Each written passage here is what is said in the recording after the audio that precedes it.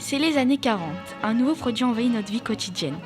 Le plastique remplace la plupart des matériaux, car il est vu comme bénéfique. Le plastique est partout dans les années 60. Le monsieur qui conduit sa voiture, la ménagère qui passe l'aspirateur ou qui moue son café, l'enfant qui joue, l'enfant qui rêve aussi. Chacun dépend déjà de cette chimie des grosses molécules. Ce journaliste ne voit que du positif dans le plastique. Il est peu coûteux, léger, solide et très accessible. Dans ces années-là, la France devient dépendante du plastique. En 1970, un journaliste montre ses dépendances avec humour. Tenez, regardez ce qui se passerait si on n'avait plus les matières plastiques.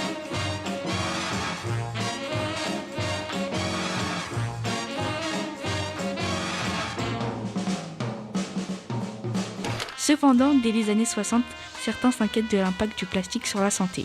Écoutez le commentaire de ce journaliste en 1964.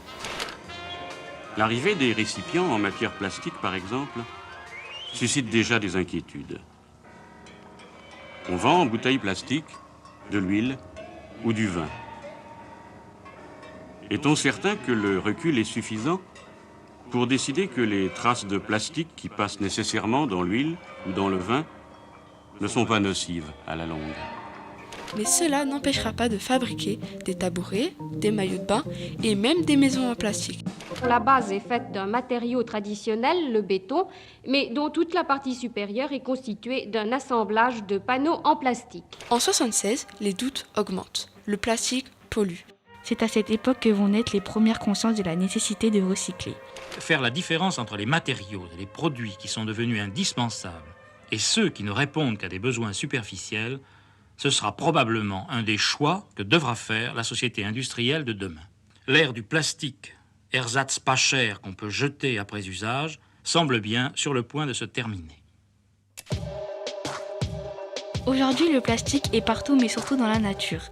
En 2013, un reportage du journaliste télévisé montre des images de déchets flottants dans le Pacifique. Il y a même du caoutchouc là. Les scientifiques l'appellent le 7e continent. La plus grande décharge de déchets plastiques se cache au cœur de l'océan Pacifique. Une valise, une chaussure, un morceau colonisé par des moules, des débris comme ceux-ci, l'équipage de ce bateau en a croisé des milliers. Pendant 17 jours, ils ont exploré et jeté leurs filets dans un endroit précis du Pacifique, là où les courants marins charrient des millions de tonnes de déchets plastiques déversés chaque année par l'humanité.